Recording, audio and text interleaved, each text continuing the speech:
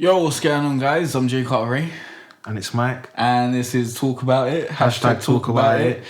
You got a date, innit? It's Yeah, something it's the in January. 19th. It's like, I knew it was after the 18th. It's Thursday, the 19th of January. Yeah. This should be coming out on the 20th of January. Yeah. And it's really cold outside. Indeed. It's England. That's what you're going to get. That's what you get in England. You see the sun maybe 20 times a year out of the 365 days. Like, it's sunny and whatnot. And then, rest of the time it's fucking cold. You might get some rain. It might be sunny in the morning and raining in the evening. It's bullshit, bruv. It's very bullshit because you go out with an umbrella and a puffy jacket and then you coming home. You take off your puffy jacket and, sweat's dripping on the floor. You're dying from heat stroke. It's a madness. It's not good. It's not good. It definitely feels extra cold this week and last week as well because it snowed a bit. Yeah, when was it snowing? I think it was It snowed a bit last week. Last week sometime. Last week, yeah. It snowed on Friday, I remember that. After the day after podcast, it snowed. But it's just that season right now. It's fucking dead. So do you want me to tell you about what happened in Ark?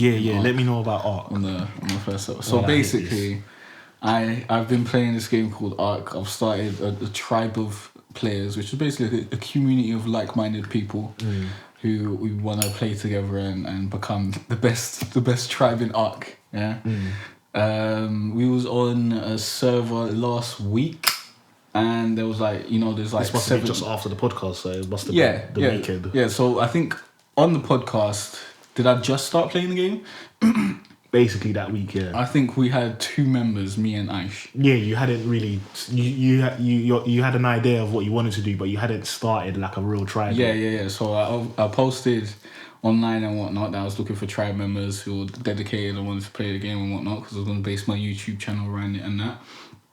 And I think we're about we're over 10 men up. Let me say that. I don't want to give too many details because it's mad out here. The ops might be listening. Like it's deep still. It's a wild game. So basically, we were trying to build up our base and that and get weapons so that we could get stock to go to war and take over the server from the Alpha tribe. And then someone tried to attack us. Some little tribe tried to attack us. They were like killing our members and they were outside our gates. So I got on one of our birds, one of our dino birds, a pterodactyl, and I picked up someone who was outside our base, and then I asked my tribe members to see who the guy was, what tribe he was in, to make sure that it was the right guy, and if he was the bad guys, then to knock him out so we can put him in a cage, innit? Yeah.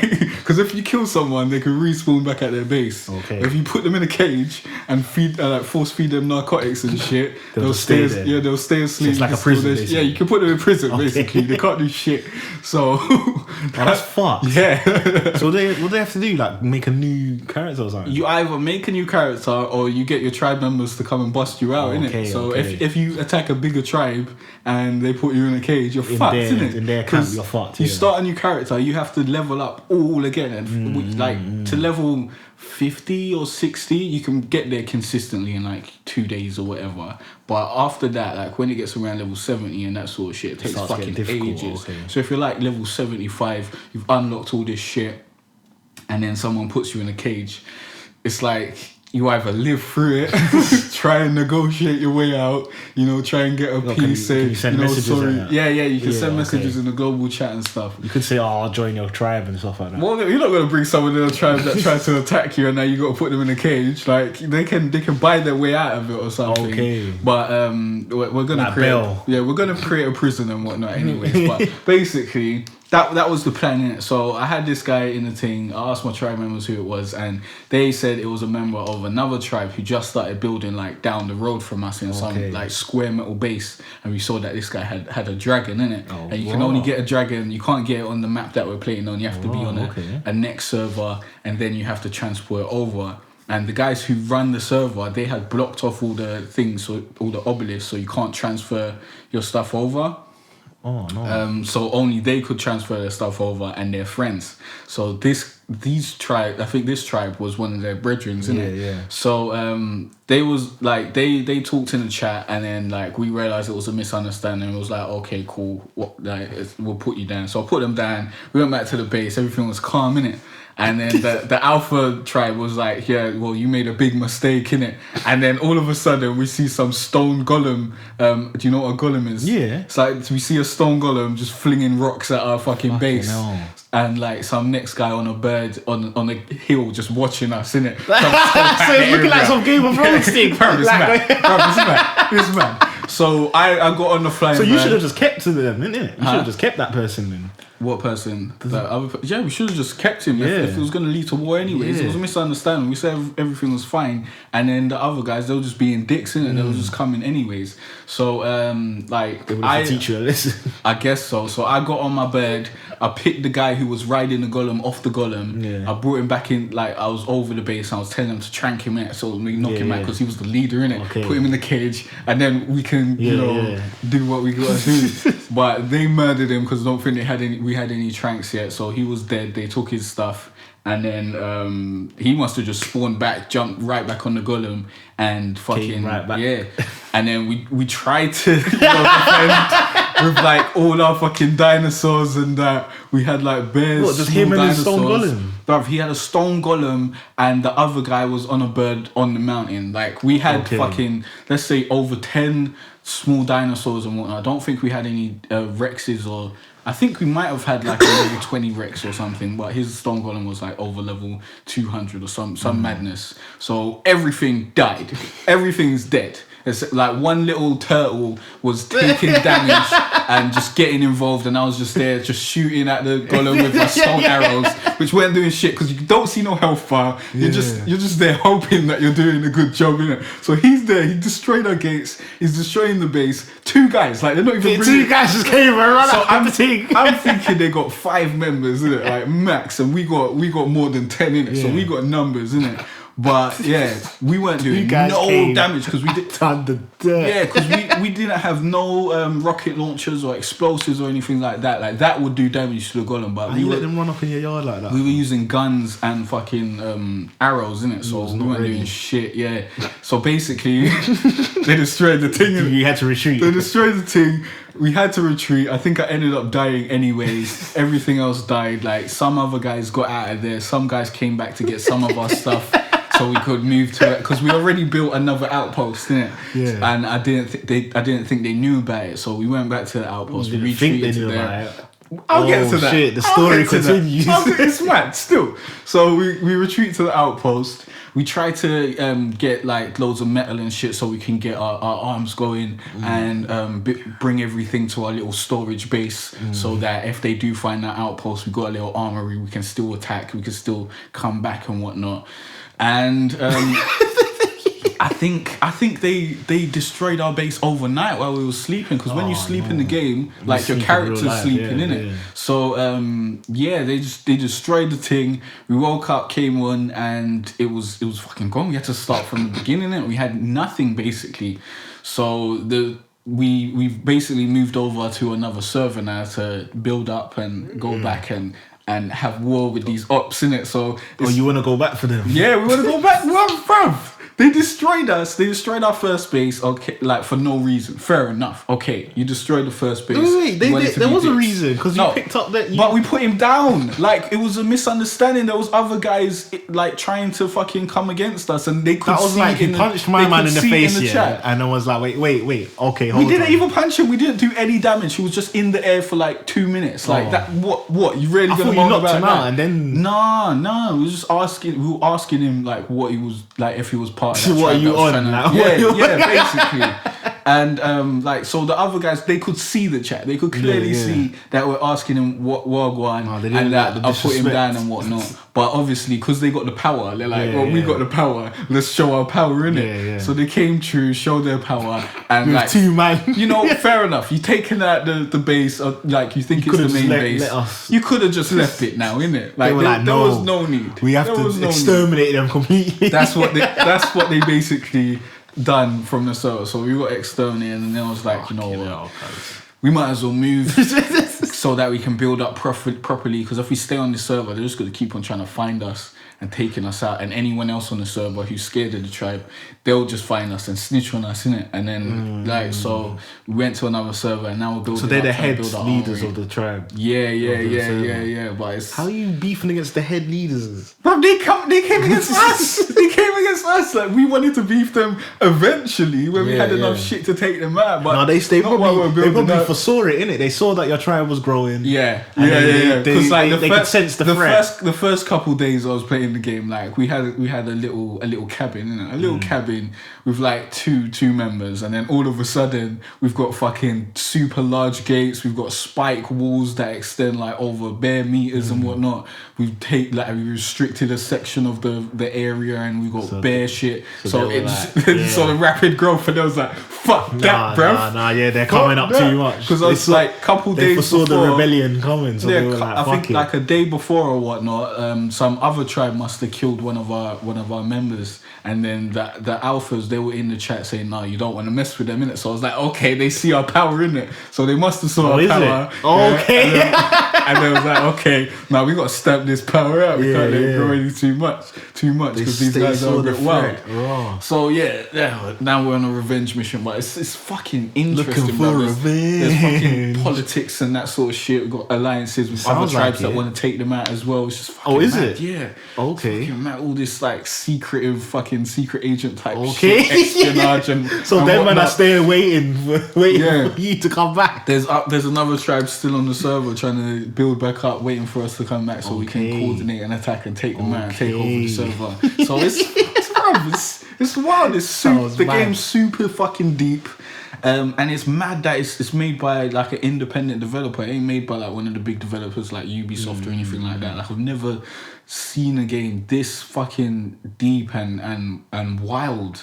Like the social aspect that you have to get involved with in order to actually succeed in the game is so fucking interesting, because it makes you like so much more committed Game to of the Thrones game. shit still. Yeah. Does sound like some Game of Thrones shit. It's mad still. It's mad. So I've got my officers. They're probably online right now and whatnot. And a couple other tribe members trying to build up our new bases on this new server. I'll come back on like later on. But like managing the whole tribe and shit, it's exhausting still. So you on it pretty much all day, every day kind of thing.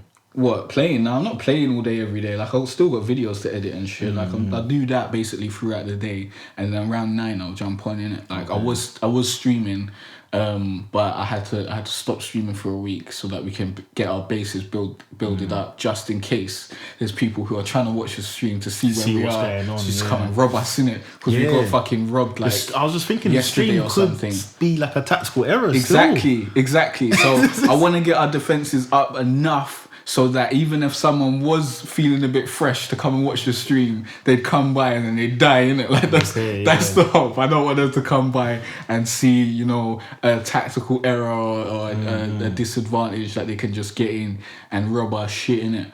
So I probably won't do any runs to the storage base on the stream or anything like that. I'll delegate that to someone else, innit? So there's no sensitive information out there. It's fucking interesting. You should definitely start playing games, Mike, man. You're missing that. Yeah, maybe. You're missing that. That does sound interesting still. That's what I'm saying. That sounds like something I might be interested in. Yeah, it's really, I wild. might have to jump on it. It's maybe. really wild. I'll see. But yeah, that's wild. Fucking.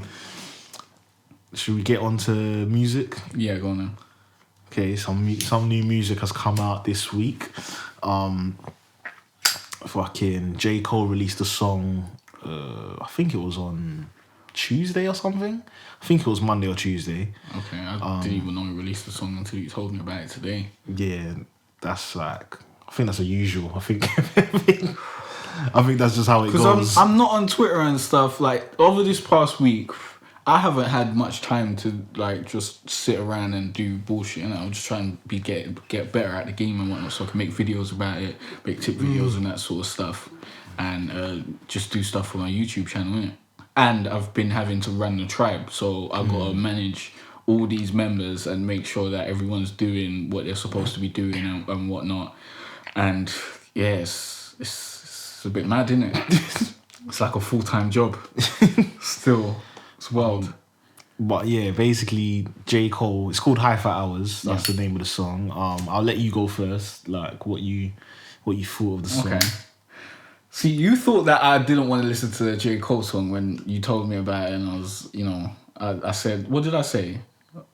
I said I don't really care, to be honest. Yeah. I don't, because I don't really care about J. Cole and J. Cole songs. It doesn't really. It's not like, oh yeah, I really want to listen to this song right now or something like that. It's just like, okay, I'll listen to it if I have to, and generally I enjoy them, innit? And I listened to this song, and it was sick for the first two verses. I didn't really like the third verse. I thought the third verse was a bit weak. I think he started saying some stuff that I don't myself agree with. Although I don't mind him having those opinions. What was it? I think he was talking about revolution and stuff, and he was like, if you take over and then you get the power, you're just gonna be as bad as them. Like revolution's got to start from inside. And I mean, yeah, okay, certain people, I think, yeah, but I don't necessarily believe that whole thing that absolute power corrupts absolutely. I don't necessarily believe that, because I've been in positions of power in my life and I don't believe that I'm corrupt. But there are loads of corrupt people who get in positions of power, and loads of people who get in positions of power and then become corrupt. So yeah, it does happen, but I don't think that's the rule for everything. Or maybe it is the rule and I'm the exception, and there's a couple of exceptions and whatnot. But I just don't believe that that's a thing on the grand scale that it seems like other people believe it is. So I just didn't agree with his views. I thought they weren't right for me. But the rest of it, I really agreed with, and I thought the way he articulated it was amazing. It was a good song. J. Cole doesn't fuck up a lot, to be honest. No, he doesn't. He doesn't really put out whack songs. You might find a song boring, but you can't say it's interesting. garbage, But J. Cole knows how to rap, and he raps. He raps his ass off. Definitely. So I definitely give him props for the song, and I like it. I think it was a very good song. Just the third verse wasn't for me. Okay, that's interesting. Okay, because I was thinking you was gonna hate on it. Nah. But yeah, I agree with what you're saying. I do definitely enjoy the song. I definitely think J. Cole is like a very profound rapper.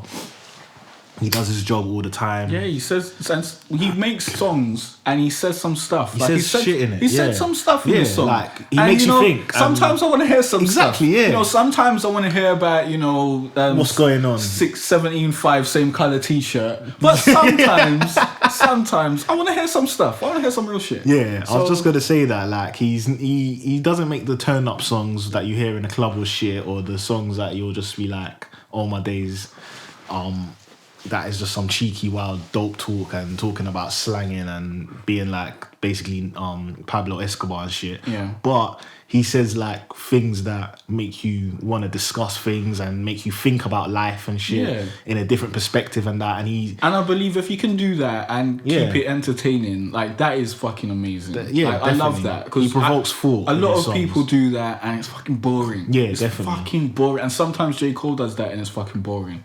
But he knows how to make it entertaining as well. Yeah, definitely. And when he does, it's amazing. Whether it be like politics like this or like relationships and. Because I like being entertained and learning stuff and being like having to think as well. Yeah, definitely. He makes you have to think. I love having to think. I love working my mind. But yeah, what you was touching on, what you said about the third verse. I do hear your perspective. Actually, I never thought of that. I agree with I think basically everything that he said.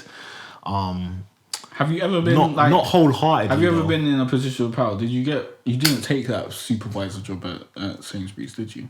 No. Well, I never got it. If you taken it, do you think you would have abused your power? Nah, definitely not. I don't think. You probably would have taken extra breaks and if you could. Yeah. No, I've been. Yeah, I probably would have, but I don't think I'd abuse people though. Like, I feel like I'm a people person. I wouldn't ever abuse people, I don't think. Yeah, but you don't need to necessarily abuse people to abuse your power. Like, you could abuse your power to, like, if you taken a very big position of power, like over a company or something, you could abuse your power to embezzle and become personally rich instead of making the company rich. Be selfish and stuff. Like, that's still abusing power. Yeah. But obviously you can abuse your power and abuse the people, but that's the worst, because then you've abused people. People can fucking revolt against you, and you know, if you just commit, you know, a selfish act and no one knows about it, you can keep that on the DL. But once you bring another person into it, that person can tell other people. They can start inciting resentment, and you know, that's just if you want to be a corrupt dictator or something like that, you know, try and keep the people happy. That's all I'm saying. That's the best way to do it. Yeah. Flipping. Yeah, that makes sense. Like, definitely, there is definitely some people that, like, they'll get into power and then it'll go to their head and whatever. Yeah. And there is some people that won't let it go to their head and will try and stay, like, legit and try and treat everything fairly and logically and do things to make the company, or if it's the country that you're running, or whether it be like a small business, or make it better for whatever the project is or whatever the goal is, rather than thinking in an individualistic way, like thinking just about yourself. Yeah. So do you think if there was a revolution and whatnot, and you know, but the thing, that's what the thing with the revolution thing, what J. Cole is saying, I hear what he's saying on a perspective as in, if there was a revolution, eventually someone else would be on the bottom getting that's persecuted. It. Yeah.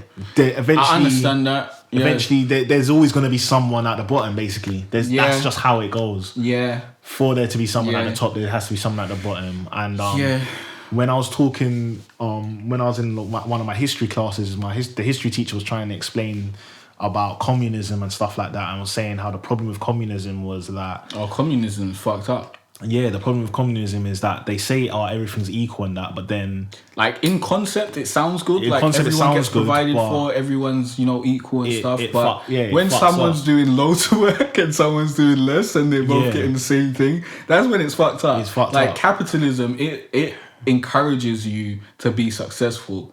But, of course, it also encourages you to, you know, take any means to be successful. But that's your choice. You don't have to fucking... do it by any means. You can do it the good way or whatever, and try and make sure like you're being good to people and that sort of stuff, and doing everything for the positivity instead of doing negative stuff.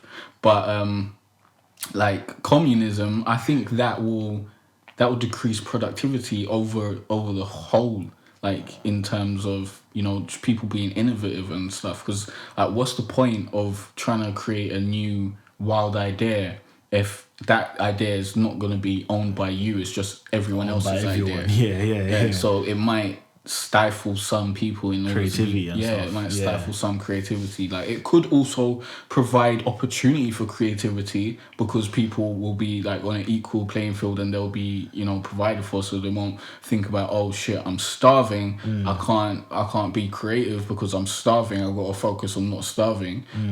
So it could also do that. But yeah, there are pros and cons to communism. Definitely, and pros and cons to fucking capitalism. It's like, it's a difficult one. But yeah, that's basically what I took from that High for Hours song. But that's the point of why this is a sick song. Why J. Cole's a sick artist. That it can provoke conversations like this.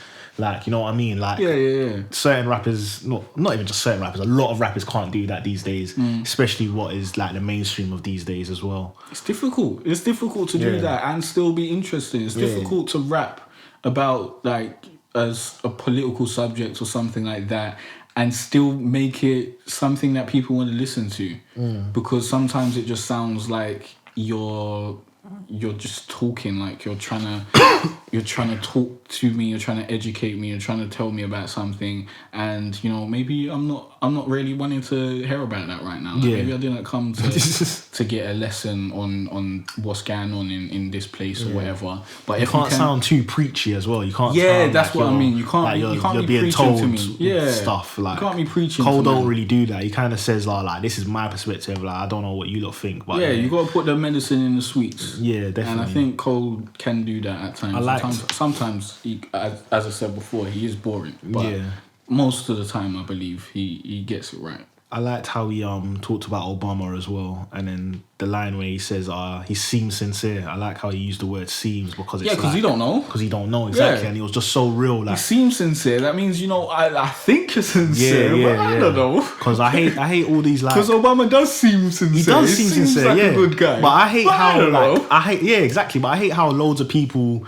Don't get me wrong, innit? From what I've seen from Obama, he seems like a great guy, innit? But I hate how people put him on this huge pedestal, like he is like this chosen one and blah blah blah.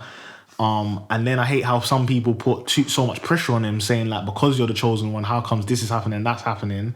And like J. Cole just put it as like, yo, the guy, he told me this and that, and he seems sincere. So it's like J. Cole spoke to him as like he spoke about him like Obama is still a human kind of thing. He's a human, like he can't fix everything, but he does know what is going on. Obama does seem like a very good, leader figurehead. At least a figurehead. I don't know like how his leadership is because I'm not in the country, so I didn't pay attention to his policies and that. But he seems like a very good spokesperson for the country as a president and whatnot. Definitely. Because the way he conducts himself, he 100%. seems so professional. He seems like he is a president. Yeah, 100%. And I think he seems like a people's person. Yeah, I think that's going to change when definitely Donald comes 100%. in. Because he doesn't seem like a president. No, he doesn't seem like a president to me. He does not. He seems like the CEO of a company. And when he takes over the country, he's going to treat it like a company. CEO of a company. The CEO of the country. And it's going to be hilarious. But I fear for the lives of people living in that country. I don't know how it's going to be on them. Like, maybe it won't change their life. Maybe it won't do anything, to be honest. But if Donald Trump does some really crazy shit, then, things could go wild. But he doesn't seem like a president, especially coming after Obama. I think that's a hard act to follow. Definitely. That's a hard act to follow anyway. But he's come on the complete other end of the scale. You get me? Like, he's not as suave as him. He's not as like Obama's like this guy's more blunt. He just seems so cool. I don't know. Obama just seems so cool. Like, maybe he's got just fucking great writers or whatever. Yeah. And he's just good at performing, but he seems so cool. Yeah. And just Donald seems like he's just emotional. Yeah, he's too emotional, man. Yeah, and just too emotional. If someone dissed Obama, like there's bare fucking sketches of Obama and stuff and whatnot. I think Key and Peele done fucking sketches of Obama, like the translator or something. Where Obama says something in like politically correct terms, and then his translator would say it in black people terms and whatnot. He had a sketch like that, and then at one of his dinners or something, one of his events, I think it was a correspondence dinner, he actually brought out I think it's Key. I don't think it's Peele. I think it's Keegan or whatever. He brought him out as the translator. He was talking, and then the other guy was saying all the black stuff. Like, bruv, like, what president does that? Like, that's fucking hilarious. Cool. That's cool. Hilarious. That's saying, you know what? Yeah, this is hilarious. Yeah. I'm gonna support it. Like, that is fun. But that was after he had his 2 terms. 2 terms. 2 terms. So he wasn't worrying about being fucking re-elected or anything like that. Yeah. So he could go a bit wilder. But that is what you expect in a leader. Like, leaders are supposed to be made fun of and humbled so that they don't get too big-headed and whatnot, and they always think about the good of the people. Like, that's the leader's job. Donald does not seem like that. He don't want to be ridiculed at all. He wants everyone to say you're amazing. That's what he wants. He does not sound You can't become president and expect everyone to say you're amazing, bro. There's so many eyes on you. Everyone's gonna have there are going to be people who don't agree with you and people who are gonna think you're not amazing. Yeah, definitely. You just gotta accept that. Definitely. You can't be replying to everyone who he doesn't reply to everyone who, but he definitely has Twitter fingers. He definitely has Twitter fingers. You gotta get off Twitter, bro. You can't be putting out tweets about people dissing you. The only tweets you should be putting about is the betterment of America and jobs and shit and positivity. You shouldn't even be saying any negative stuff on Twitter. Like, leave that for your speeches. Man said Bro Street's overrated, bro. Oh, fucking hell. This This is going to be everyone. hilarious. This is going to be a wild 4 years, you know. Alright. This is going to be a movie, Like fam. him being in the White House and It's saying hilarious. stuff like that on Twitter is even fucking worse than him just being president-elect and saying stuff on Twitter. So if that continues, it's going to be gonna mad be for wild, him. fam. And then there's going to be more stuff being said because he is in the chair. you know? Yeah. Alright, let's And get you're on the most to... famous person in the world as the president, fam. Definitely. President of America. Let's get on to the next two songs. Big Sean, he's got a new song. It just came out today or yesterday, I think. It's called Halfway Off the Balcony. This is the first one that we listened to. Okay. I think I already know what you're gonna say. I think I might agree as well. Well, yeah. What did you I think? totally forgot what it sounds like at this point. I didn't really feel I think I this thought one. it was okay.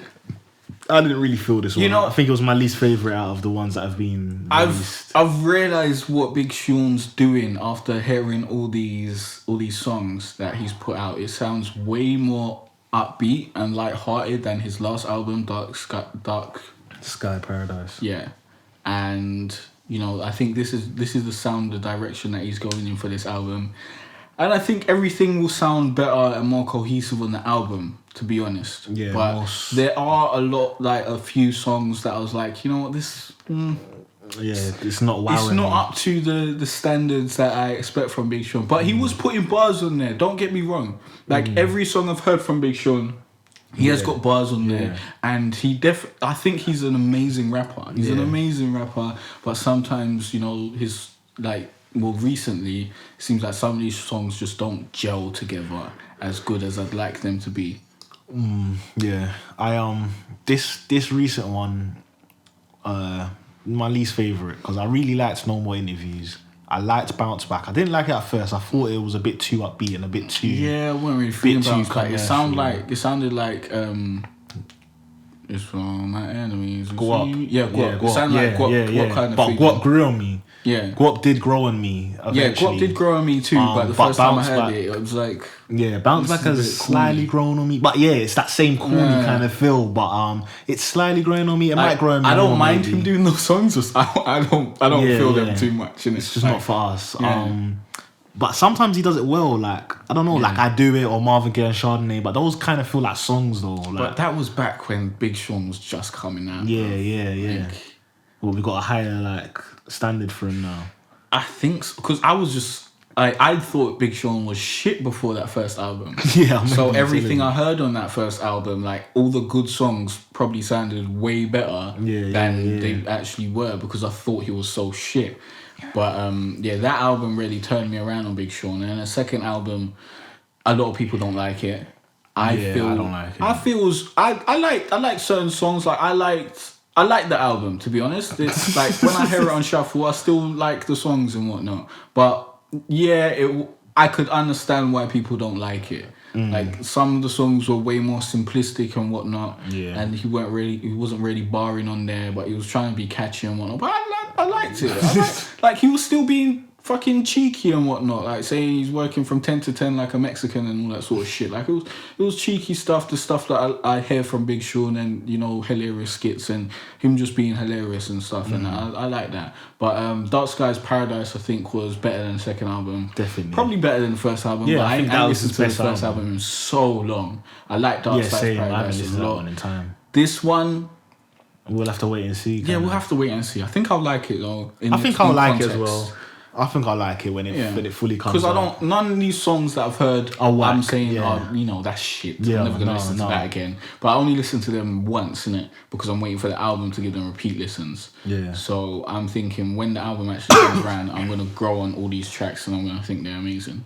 I liked Moves. That one was really good, and that's why like I don't really feel this one Halfway Off the Balcony. Like I'm not saying it's whack or anything. It sounds like a good tune, but it just sounds like the weakest one out of the ones I've heard so far. So I haven't been impressed by any of the singles. Not Bounce Back, not Moves. no, I was impressed by Moves, and I was impressed by the one that we just listened to, that Big Sean Living Single, the one with Chance the Rapper and I think that Jeremiah. was cool. That was cool. I really liked that one. Probably the best one I've heard so far. I think yeah, I Jeremiah agree. could have done a better chorus, to be honest.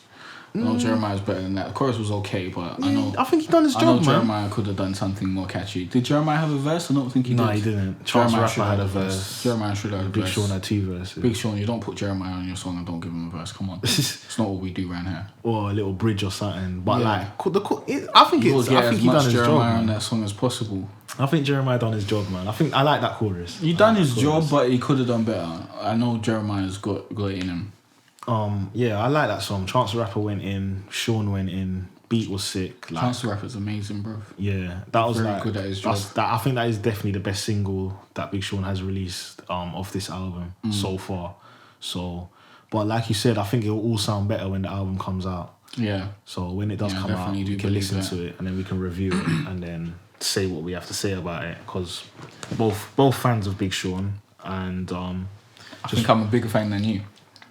yeah, definitely.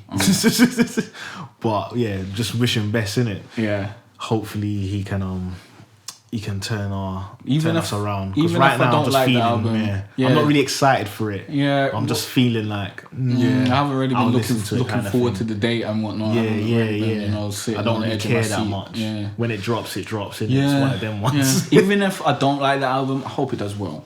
Yeah, because I want Big Sean to continue to win, prosper and make more music and whatnot. Because I think he's an amazing artist. And I'll stream the fuck out of it. So that'll be my contribution. Even though I won't be buying it, bro. But should buy music out there, folks. Buy music and stream it legally. But like, streaming is just you gotta listen to it like 1,000 times to give it one buy. Yeah, but that's the landscape we're living in now, man. Big Sean will earn enough money. He'll earn the money in 3 years. Like, it will come around. Alright, fucking the next review, Jay hasn't listened to this album at all. Oh, you're gonna get into this one, yeah? I'm gonna quickly say my 2 pence on it. Okay. Let me see if I can bring the track listing up. Because I doubt you can even convince me to listen to it. Even if you thought it was amazing, I probably still wouldn't. Yeah, I doubt I can get you to listen to it. So yeah, we're talking about Wiley's new album, Godfather. Yeah. I thought Jay. I thought grime in it. Yeah, of course it's a grime album. Yeah. I thought Jay would at least listen to like the first couple songs and see if he would like the feel of the album. Bro, my time has been consumed. But obviously, yeah, you've been doing that. Bro, you've got ops, bruv. You've been doing the art. I've been trying to take out the ops, bruv. But yeah, I'll just go through. Yeah, my first listen of the album, when I first listened to it, I was excited at the beginning because it started off strong. Then there was a few fillers and I got a bit bored through the middle, and then there was a couple good songs here and there, and then by the end of the album, my first overall thought of it was, yeah, I got what I expected, kind of thing. I knew it was going to sound like this. Yeah, I knew it was going to be a mediocre album. From the track list and from the features, I knew I would get a couple bangers. And just because I know Wiley, I've never heard There's never been a good Wiley album. He's never done like a classic or good album. Like, he knows how to make good songs here and there. He knows how to spit bars, but album-wise, he's not known for that. So I got what I expected. So yeah, like, since I listened to it all the first time, I think I listened to it all at least once, but it was kind of like a forceful listen. Yeah. So I've just chosen top tracks in it, and I'm just gonna say those are the tracks that I'd suggest someone to listen to, and then the rest of it you can just like leave it. Really, if you like the tracks that I suggest, then maybe you can listen to it and maybe like you'll enjoy some other songs. But these are my favorite tracks, and someone's calling me while I'm trying to do the podcast. So you know you're trying to do podcasts. Well, not everyone. Okay. But yeah, all right, so the first song is Birds and Bars. That's the intro song, and that's a really good song. Very good. That's what got me so hyped. Because when I first listened to the intro song, I was like, hold on. Yes. I was like, is this the levels we're going with? It's good to have a good first intro. Yeah, it got me gassed, fam. It sucked me in, fam. I was because like before I listened to it, I was like, okay, this is gonna be mediocre. Then you're like, okay, this and then when I listened to it, I was like, oh shit. And then you give them like 2 mediocre tracks, and like, well, maybe it'll build back up because he already gave me that sick track, so maybe this was just a fluke. Like these 2 crappy tracks, and then 4 more tracks in with mediocre tracks, and then you know what the track after that, Bring Them All and Holy Grime, is featuring Devlin. When I first heard that track, I weren't really feeling it, but after I heard it on the album and the way it came in, I started rating it more. I was like, you know what? I was listening to it on my headphones, like, this is a banger as well, And then the next track came and I weren't really feeling that. I was excited for Jamie's verse, but Frisco's on it and J2K's on it, but I weren't really feeling that song, to be honest. Then the next song I weren't really feeling. I liked Back With A Banger, that's a good tune. I weren't really feeling the next one, weren't really feeling the next one, weren't really feeling the next one. Then the song with Gets came, called Bang. That song's probably like my favourite song off the whole album. It's fucking hard. Like, it's sick. I think you'd even like it. Actually, you don't like grime, so I don't know. Yeah. But it has it sounds like it's produced by Rude Kid, so it has that one take vibe. I haven't listened to any of these songs. And Gets is spraying hard on it. Wiley's spraying on it. That's not what I want from my music. I don't want to hear people spraying hard. I only want that not in what my intrigues sex me. life. I just want to be spraying hard on my sex life, not on the music beat. This doesn't intrigue me, bruv. The song after that is You Will Always Part 2 of Skepta and Belly. That was a single. When I first heard that, I weren't really feeling, but it's growing on me. The song after that is called On This, featuring Chip, Ice Kid and Little D. I like this tune, but I think Ice Kid could have went harder. Chip's verse was sick, obviously. He always is flawless. We didn't review those Chip songs, remember? We need to do those eventually. Which ones? The one with Section Boys, I still haven't listened to it. Oh, that's the only one, really. Yeah. Oh shit, we haven't reviewed it, no? No, I haven't You even haven't listened to it. Yeah. Oh no. I think I was going to listen to it, and then I must have done something else and then totally forgot about it. And I think you must have retweeted his tweet about it. And I saw that and realised we totally forgot about this song. I want to hear it. I just need to find time. I just didn't want to listen to it without my headphones. I'm surprised I ain't told you to listen to that yet. We'll listen to it for next week. Yeah. The Little D went in, so that was good. But yeah, Ice Kid just could have went harder on that song. And then after that, it kind of just goes dead, to be honest.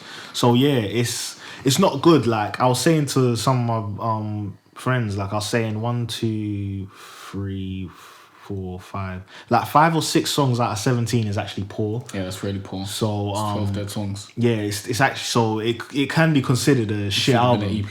Yeah, it should have been an EP, and it can be considered a shit album. But because Wiley's such a legend, I don't want to say it's a shit album. I just want to say it was mediocre, like heavily mediocre. Heavily mediocre. But Wiley, I think you should have made this. That modifier before. You should have made it a 10-track, 12-track album. I don't know why people are making albums so long these days. Unless you're like just making bare songs. They're just making bare songs. Yeah, but and unless like, you're you know Drake, what? yeah, I want to give the people the songs. Don't be doing it, man. Don't be forcing yourself to make these long ass albums. I think you don't understand the plights of an artist. Yeah, like if you make 20 songs, yeah, you want to put 20 songs out. You want to put every song that you make out like that. Like you got to know when a song's not for cutting you to it. make a song and then not put it out. That is so heartbreaking.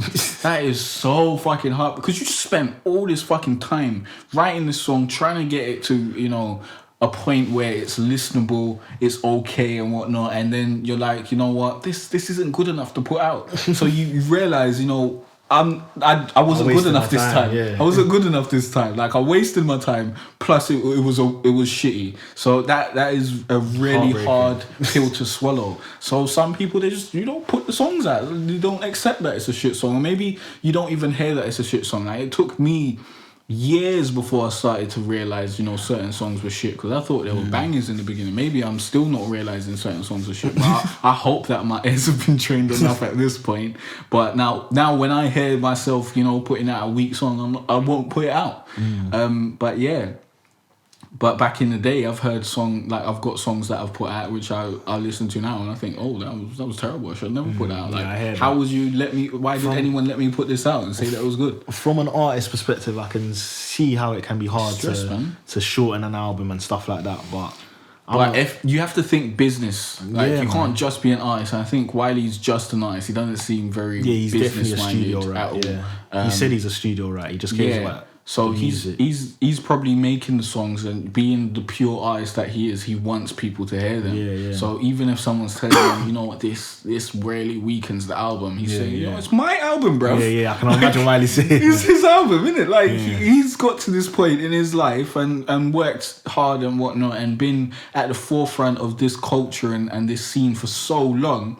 If man wants to put out an album with few duds on there, 12 duds, to be exact. 12 duds, fam. Then, you know, That's poor, fam. man can put out an album with 12 duds. Like, who's going to tell him no? Like, people are still going to buy it. They'll buy it and then be disappointed, but they'll buy it. And some people will just love the songs, even though, you know, they're not the best songs. Like, some people might think that there's 12 great songs and 5 duds. Like, people will have different opinions and whatnot. Like, sometimes you got to take the chance, because there's certain songs that I don't like that other people have liked. Because I put them out. So sometimes you got to take the chance. So it's a double-edged sword. Sometimes you want to keep the whack songs off the album. Sometimes you want to take the chance because people might like them.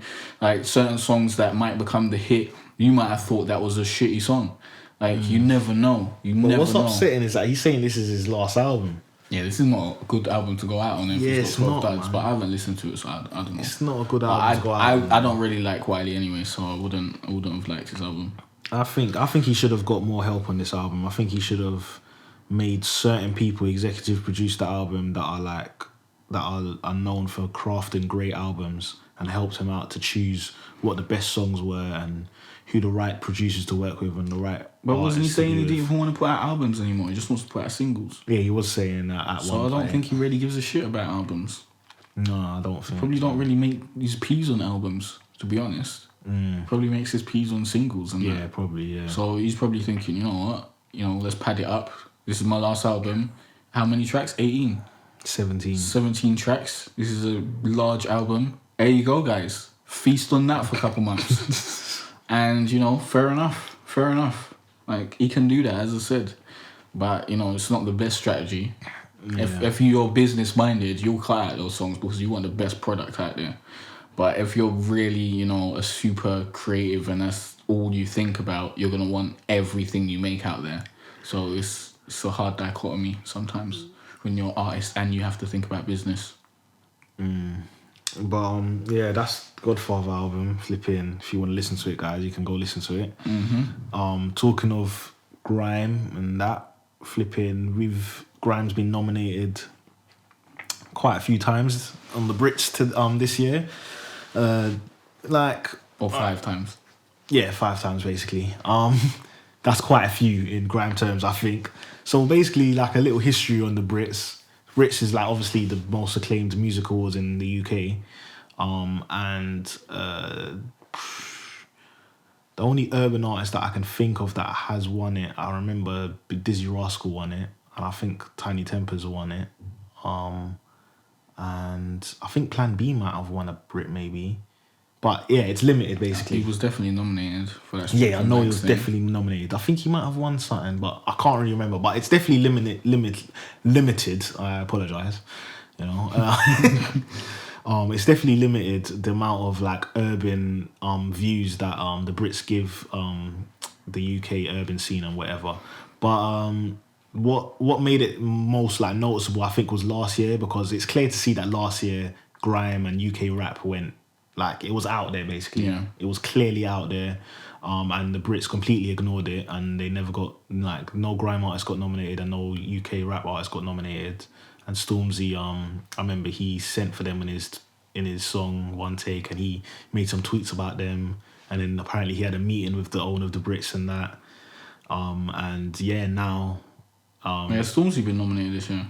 Yeah. Okay, fair enough. So yeah, now that I guess that meeting worked, innit? Whatever Stormzy said, it touched my man's soul, innit? But so basically, this year, Skepta's been nominated for Best Male Artist. He's also been nominated for Best Breakthrough Artist, which I think that makes no sense because he's not a breakthrough artist at all. Yeah, but you know, the general public might not know. Like, just because you know something, don't believe everyone knows it. Yeah, like, there are a lot of people who were ignorant to Skepta before shutdown. Yeah, he's a breakthrough artist in that term, but he's been out here grinding. And he's been on the mainstream for like long as well. He touched the mainstream with that Doing It Again album. Exactly, so... And he had the deal and whatnot, so it seems silly, but it is very silly, I guess, you know, maybe they weren't paying attention to him for some years, and now it seems like he's come back on a whole different tip. He's a whole new guy and whatnot. I don't know. To us, he's not a breakthrough artist. He's been about. Yes. That could have been a nomination given to someone else, but I'm not upset about it. He's still got a nomination. Yeah. If he wins, it's gonna look silly. Yeah. He also got nominated for Best Album. And then Kano got nominated for Best Album as well. and Stormzy got nominated for Best Newcomer. Yeah, Best Breakthrough basically. That's what that is, Best Newcomer kind of thing. Okay. So yeah, those are like the grime artists that got nominated. There's other artists, urban artists like Craig David and another guy called Michael something. I think he's like an R&B artist. But You got an African second name. yeah, that guy, I know he you're got talking nominated for stuff. And then obviously there's American rappers that got nominated in the international bit, you know, Drake, Future and stuff like that. But yeah, we're just basically going to focus on the grime artists. And my question was, should we care that the Brits are finally noticing grime? Like, because it's like, should we care about the award system and stuff like that? And Oh, not really. yeah, that's what I think. It depends. It depends who you are. Like, certain people should care, certain people shouldn't. Like, I don't care about the Brits because I'm not watching it. And unless I'm nominated, I don't give a shit, innit? And I'm not even really focusing on making music at the moment, so it's not something that I'm aiming towards. And getting a Brit, honestly, I don't think would do much for me. Like, you gotta fucking be successful first before you're able to get a Brit. Yeah. So if you're already successful making pieces of music, you don't need a Brit to give you a It's push just a and cherry make on you more top, kind pieces. of. Yeah, It's just a bonus. yeah, you're already there. You don't need it. It'd be nice, but you've already done your thing, innit? Like, all those people nominated, they don't need a Brit. It ain't gonna do shit for them. It might, you know, bring a few more eyes to them, but they've already done that shit themselves. Like, they've already been working on that. So it's not really gonna do much. Kind of like how record labels work these days. Like, they'll pick up an artist who's already built a fan base and shit. So, like, if you're an upcoming artist and, you know, you've built up your audience a little bit and the Brits have taken a notice of you, then it'll be great Oh for yeah, you. like what that's that award that they do. Like, I don't know. I can't remember what it's called, but Adele got it and Jessie J got it, and they kind of get it right before they pop off or Yeah. whatever. If that's the situation, then you should care about the Brits because the Brits could do a lot for your career. But really, you should be focusing on building your career and getting your own fans. You shouldn't be, you know, trying to look for that silver bullet from where the Brits throw you a bone or whatever. Yeah, Because yeah. that, like, living your life thinking about that is not going to be, you know, productive. You need to work on doing that shit yourself. If it comes, it'll be great. Like, you should care about it when you're there, but you shouldn't be caring about it when you're in the studio. You shouldn't be saying, I want to make that Brit music. And if you're just a regular audience, if you watch the Brits, I guess, what do people that watch the Brits care about the awards? Because I don't watch it. I don't give a shit about really award watch it shows. either. At all. I only watch the only award shows that I watch is the ones that I listen to the music in it. So I didn't watch the Brits last year because I didn't listen to anyone on there. I'm gonna watch it this year because I want to see if they win. Actually, I'm probably not gonna watch it. I'm probably gonna just wait and see who wins and then watch their speeches. But yeah, I kind of just pick and choose what to watch, kind of thing. The innit? whole award system seems silly to me because, you know, why do I care about the opinions of maybe 20 white people in a room? Yeah. Like, If I like the thing, I like the thing. Like, my favourite artist of the year is who I care about. I don't care about who these people's favourite artist of the year is. Yeah. If I want to hear about other people's favourite artist of the year, I have a discussion. I don't need them to do a pageantry and put someone up on stage. That's not really, you know, it's got no substance in there. It's just giving someone a trophy for, I don't know why, because they don't have a discussion about why this person won it or anything like that. They just hand out the trophy. So it's really just, you know, placating people, and it's just entertainment that's easy for consumption from the general public of people who ain't got shit else to watch, to be honest. Like, because there's so many better shows that you could be watching than watching a Brits award ceremony or any award ceremony. And if you really want to know who wins, you can I'd just find say out the next day. read the list after. Maybe stay off social media so no one tells you who wins. Read the list after it's done. And if you want to see the speeches, watch the them on speeches YouTube. after. Yeah, like why would They you? come out on YouTube straight away. Why would you watch like 2 hours or something of people giving away awards for, you know, whatever reasons People have they got? nothing to do, innit? Bruv, that's a waste of time. Some people have nothing to do, like they live their life to watch TV shows and shit like that. Yeah, if you're gonna watch TV shows, please watch something better than that. Come on, like there's great TV shows out there that you're missing out on. Like go watch Westworld or fucking Game of Thrones or even Dexter till like season 7, because season 8 is a heartbreaker because it's shit.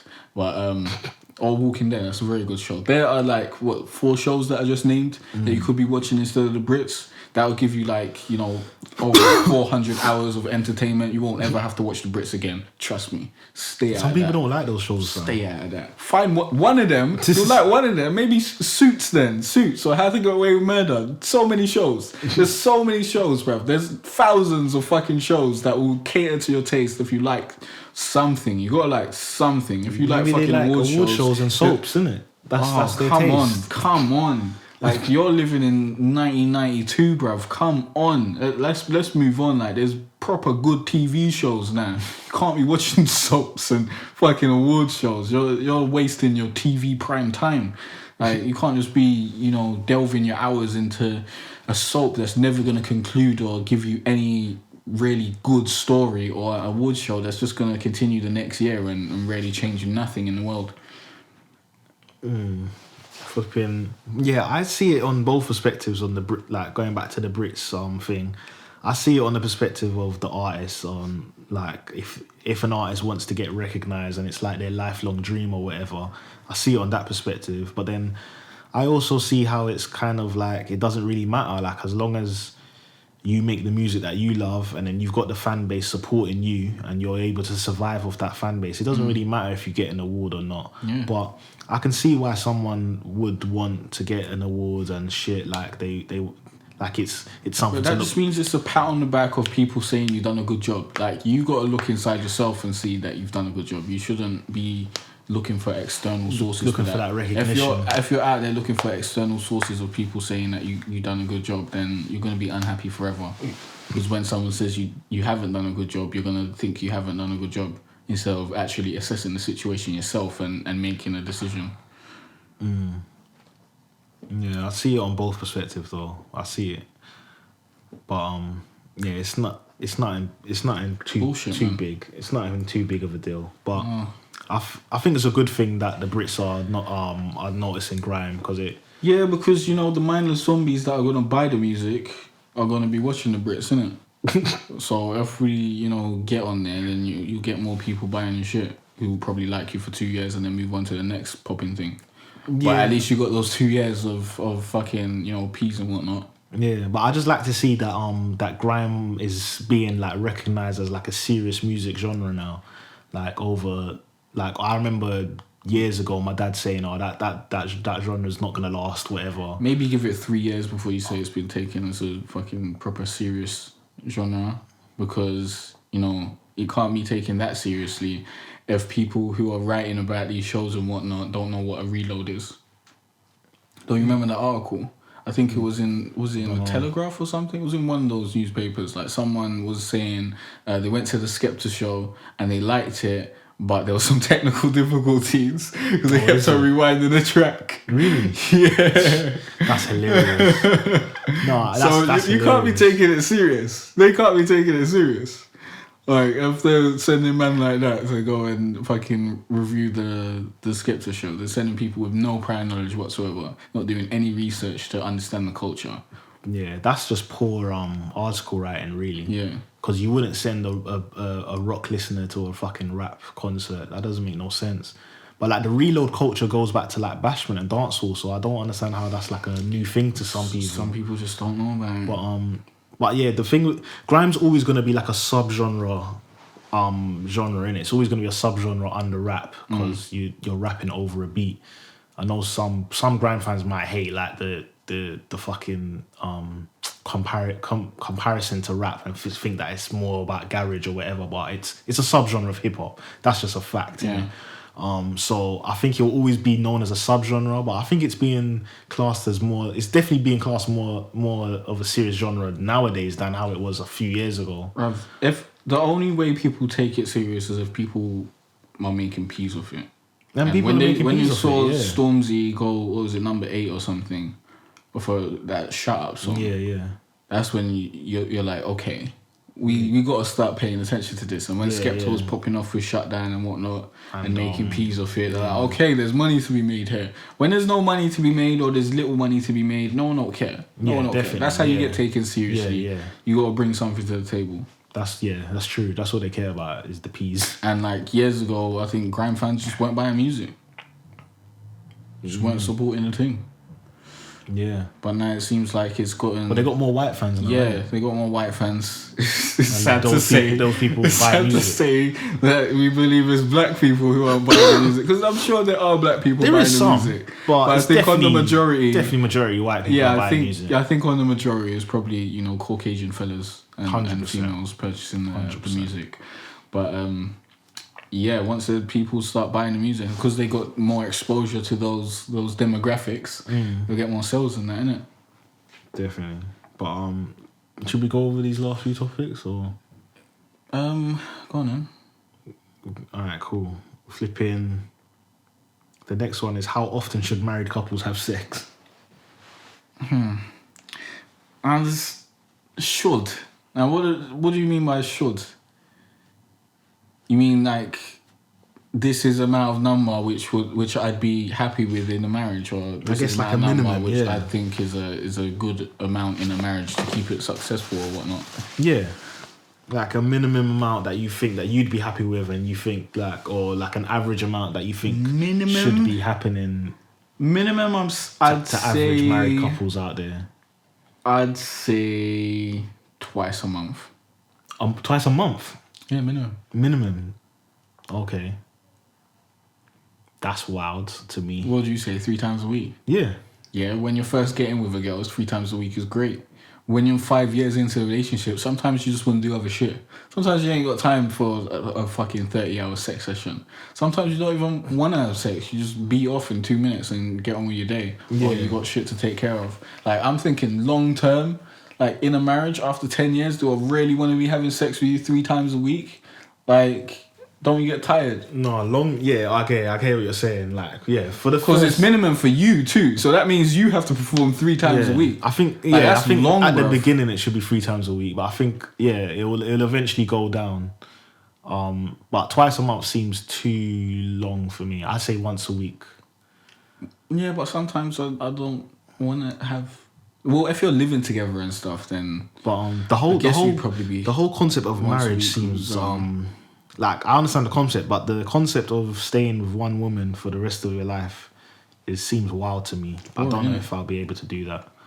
So, well, you just need to find that person that you like spending time with, and you know you feel you can build together and make a great life together and whatnot. And yeah, but if she's okay with me spending time with other girls as well, yeah, that's the best situation in my opinion. But if it's not gonna be like if you that, can get a few girls you like spending time with, that'll be even better. Build with them and whatnot. That'll then be even better. You know, you'd probably never get bored of them, because anytime you're bored of one, you can go to the other one. And then you'll miss the other one, and it's all lovely. But the trying to stay with one person, like one woman for like 10 years, that sounds wild. Like just thinking about it, just saying it. Bland. Saying it just seems crazy. You don't want to have sex once a week in 10 years. Nah, you wouldn't. I'd get sick of their face. You might have a hobby in that. I just hate them. You might be doing archery or running 10k Everything miles. would make me sick. Jesus Christ. So I've been in a relationship after like 2 years. You just like looking at them. Yeah, and just I understand every little that. thing just pisses you off about them. Especially if you're living with them. Yeah, no. If you're living with them, I don't think anyone should live with anyone else. It becomes so fucking frustrating. I think that is the worst decision anyone can make. You just look at them and just think, oh, I hate you. I think even if you get married, like I think the best decision instead of getting a house is that just get 2 apartments. 2 apartments and then build from there. Yeah, because having each other's maybe you know have 2 apartments and then get 1 house so you can both chill in there, you know, certain times on the weekend or whatever, and you know that sort of shit, and you've got a house. And you can maybe rent out one of the apartments and one person stays in an apartment when they want, and you can go back to the house and the other person stays in it when they want as well. That would be a good situation, because then you don't have to be around that person 24/7 or however long you have to be around them when they come home from work or whatever, because seeing someone every fucking day, it's annoying. As fuck. It's annoying. You don't miss them anymore because you see them all the fucking time. Yeah. And instead of missing them, you just like annoyed. Yeah, because every little thing that they do starts annoying you.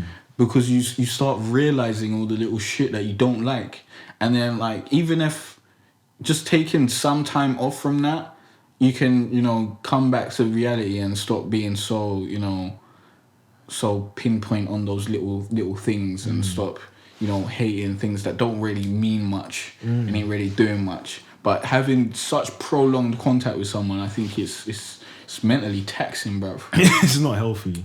I don't think it's good psychologically. I think everyone needs to be able to be alone by themselves and chill on their own and do their own thing. But some people just always want to be around people. Always want to be around someone. A lot of girls are like that. Yeah. A lot of girls always want attention and shit. So that gets annoying as well. But yeah, I think twice a month in the long term. I think when you're starting out, you know, once a week should be minimum. I'd like to think if I was married to Kylie Jenner, I'd want to have sex with her every day, obviously, every fucking hour. But you got shit to do, fam. Everything can chill. And you got life to live. Nah, I'll call in sick for a week. Nah, stay from. I have to. Because then what if she's like, you know what, this ain't working out for me, I'm busting out. You know, Kim done that after like 83 days. Now you ain't got a job, you ain't got peas, you fucked. No, listen, this is a fantasy. This is a fantasy. Breed her up in 2 days. I would definitely try breed her. Breed it up, I'll try breed it in the first pump. Breed it up. I'll definitely try breed her. Can't breed it in the first pump. Then she'll be like, what's this? No, but this is like a fantasy, innit? So I'm actually married to Kylie and she loves me or whatever, innit? So obviously I'll be trying to have sex. So you've been together for like 2 years prior to this? Yeah, so you're not going to get married like, you know, a year after chilling with someone. What? I'd marry Kylie tomorrow. That's fucking stupid. Alright, this is a fantasy, innit? She says yes, innit? So I'll meet her tomorrow, she says yes. We get married. Can't we like at least add some realism into it? Like you would know her for a year before that. Yeah. So you'd probably be fucking her like regularly before marrying her. We start dating and then I start beating it and then we have sex like 3 times a week, let's say. Yeah. Actually at the beginning it's like once a week. And then it goes up and then you get into a relationship, it goes up, innit? It becomes like 3 times a week. And then that goes on, let's say, for 6 months. And then it eventually goes down to once a week and then once every 2 weeks or maybe.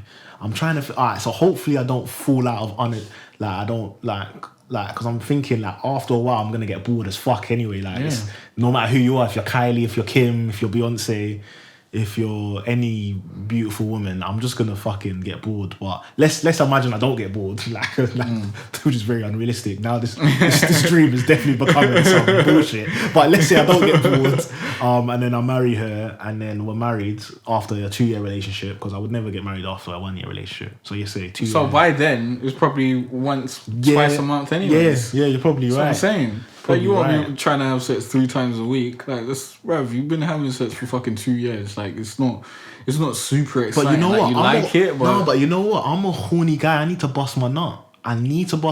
So yeah, but just because you need to bust your nut doesn't mean you're gonna have sex. Like when you're having sex, you got to think about that person. You know what? I couldn't.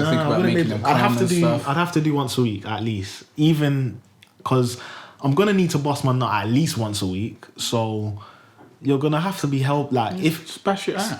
Yeah, sometimes I'm gonna bash it out, but then sometimes I'm gonna wanna actually like do things. Like if I'm still attracted to you, then I'm definitely gonna want you to at least help me bust a nut once a week. It doesn't have to be sex. It could be a blowjob. It could be just bruise me off. It could be just just that hand job. You know, I might prefer to do it myself. Those are shit hand jobs. No, you can teach them. Yeah, but really, I want to fucking teach you for an hour to get good at hand jobs when I could have just done it myself in 5 minutes and been on doing something else. That's long, bro. That's an investment. But yeah, if I'm attracted to my wife that I'm married to, which I should still be. Yeah, I should be attracted to my wife. So yeah. Well, you'll be attracted at least for the first year. Yeah. I think she might piss you off to the latter end of the year, and you might get But yeah, that's why the whole concept of marriage seems wild to me. But at the beginning of the marriage, staying with someone you just asked her to marry you, so that's probably the peak. Yeah, that's probably the peak of it, and then after that, just take her off, innit? No, but I'd feel like the peak is right at the beginning, though. To be honest, of what? Of any relationship, it's right at the beginning, man. It's those first 6 months. That is the peak. Hodgson said it as well. That's when you're just busting all kinds. You're trying to just fuck everywhere. You're trying to that's the change most exciting up. Part. You're trying to do every position. You're trying to do it in different places. You're trying to just find out more about them and blah blah blah. And then after, it's just like, like alone, you know. Yeah, and it's just either you build that bond, like because you know so much about each other, or you're just like, well, it's boring, innit? Like, who cares anymore? Let's get the next thing. Yeah, but it's not new. But like, yeah. So let's say if I'm married, I'm thinking of once a week, man. Like, cause but I'm thinking of some weeks when I don't want to have sex. Yeah, but yeah, so it's around that time, but. I just can't understand. I just can't imagine myself like dating someone for 2 years and then marrying them and then having to stay with them for like 5-10 years. Just drop it, man. Just drop the whole marriage dream that you ever had. Just drop it. Just say, you know what, that ain't for me, and accept this new life. Accept this new life of, you know, polyamory. Find a girl that's into girls, and you know, I'd love to get married to 2 girls. See if you can find another girl who's into girls. I'd love to get married to 2 girls. That would be fun as fuck. Alright, so yeah, an amazing experience. I don't think you can actually legally get married to 2 girls, but you can be with 2. Not in this country. Just be with them. You don't really need to put a ring on it and get the piece of paper. We can go to Dubai and do it. There's no need. There's no need to do that. That's a waste of money. You can just be together. You don't need someone to say it's okay for you to be together. Alright. Listen to this headline I came across on the Daily Mail. I'm sorry to bother you, but I've just killed my wife. I'm saying it like that because it was in speech marks. This is what husband 61 allegedly told a 999 operator after stabbing his spouse with an 8-inch carving knife when she told him that his chicken was too dry. Now, this is very serious. That's fucked up, bro. This is very serious. Over some chicken. This is a terrible, terrible, terrible event that's happened, but it's fucking wild. And he snitched on himself. Yeah, he just called. He told the police. She must have been super annoying.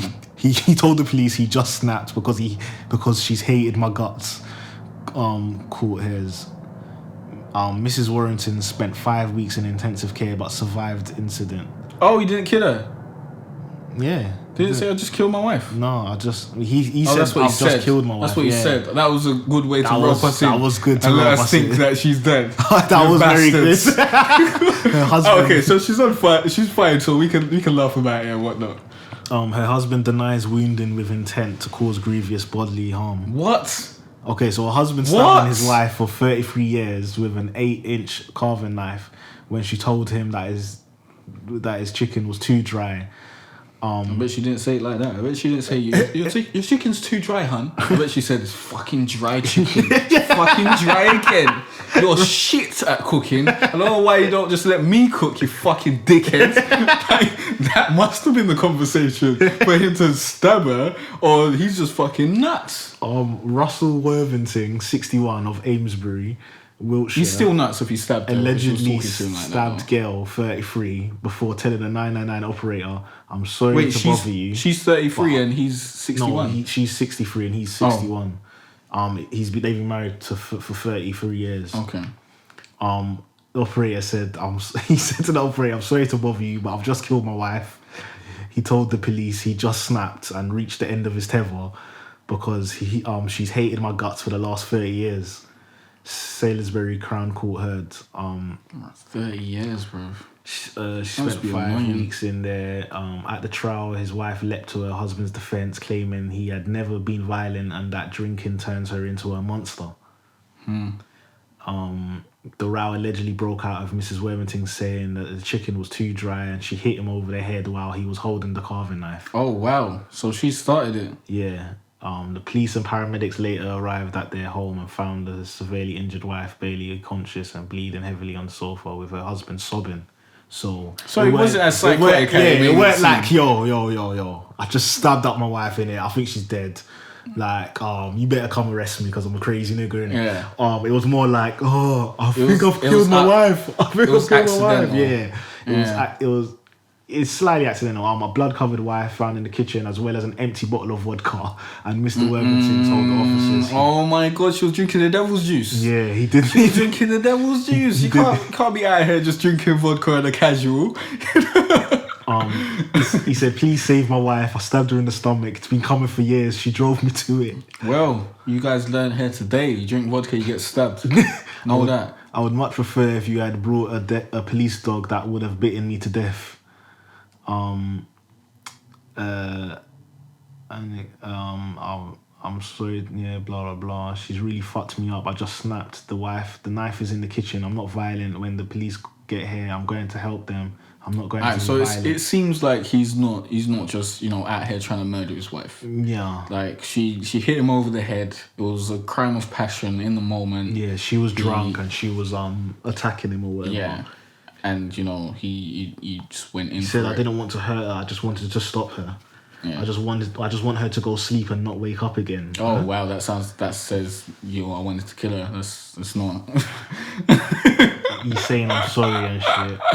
I think he might have mental problems as well. Though. Yeah, well, it sounds like 30 years of annoyances being with a drunk, and whatnot and shit. Like he's a bit fucked up in the head, but it seems like he didn't have the worst of intentions of the whole thing. Like he did call the police and say sorry to bother you, but I just killed my wife, and he snitched on himself.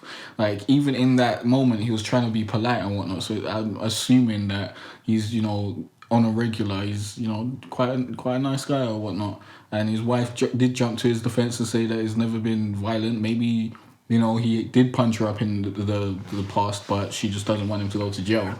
But I don't know. The evidence points to him not being that bad of a guy. The trial's still going on, but there's someone else here called Miss Mittel. I don't know who she is, but she's saying that he didn't stab you. You in your drunken state staggered onto the knife.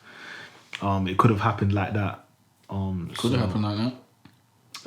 So yeah, that's basically what's going on over there. She just slipped onto the knife. I didn't stab her. She dropped onto the knife. She fell on it. She fell on my knife. Fell on the knife. I didn't fuck her. She fell on my dick. Sometimes these things happen. I guess we'll leave the next topic for the next time. Yeah. But might be a drought of topics next week. Maybe yeah. There was quite a lot this week. You don't have to overload this one. It was quite a lot this week, but yeah. No, we made it up to you guys. It was like 43 minutes last week. Time, yeah. You got extra 16 minutes after the hour. Nice times. Yeah, we basically balanced it out. Yeah, it's good stuff. Flipping. But just ending on that topic there. Don't piss off your husband or your spouse when they're holding a fucking dangerous weapon. Yes, it's not smart. Not the best decision. It's definitely not. Not the best decision there. Still, I know you should never think the worst. Yeah, because obviously that's your spouse and whatnot. Like you've married them, you're like, oh, I love this person or whatever. But that's still a person. At the end of the day, we all came into this world alone. Yeah. You don't know what anyone's thinking. Yeah, that person might be out here trying to scheme on you. They might have been here 30 years trying to scheme. They're staying scheming, bruv. So you got to keep an eye out, obviously. I don't want this to ruin anyone's marriages. By you sleeping, looking over, sleeping with the eye open, looking at their wife like, yo, she's scheming on me. But, just be aware that people can make illogical decisions at certain points and they can wild out. So if someone's in a position that isn't favourable to you, like over next to you with the fucking big carving knife, maybe don't diss them in that point. Maybe wait for them to put down the carving knife before you say your fucking chicken's dry. You cunt.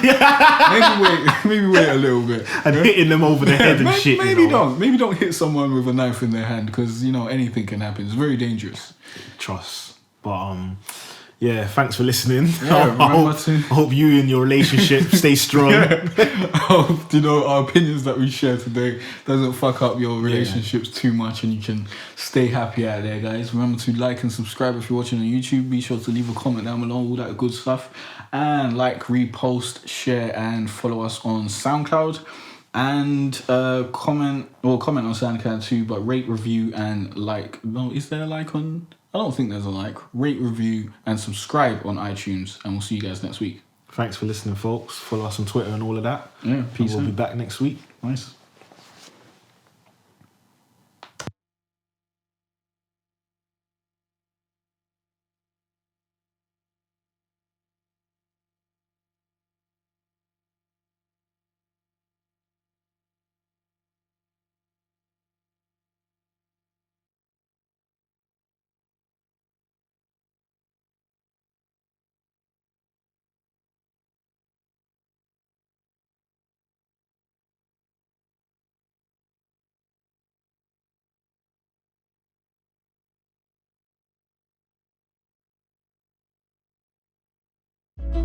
It's been a cold winter and it's lasted far too long. So all this warmth I share with you.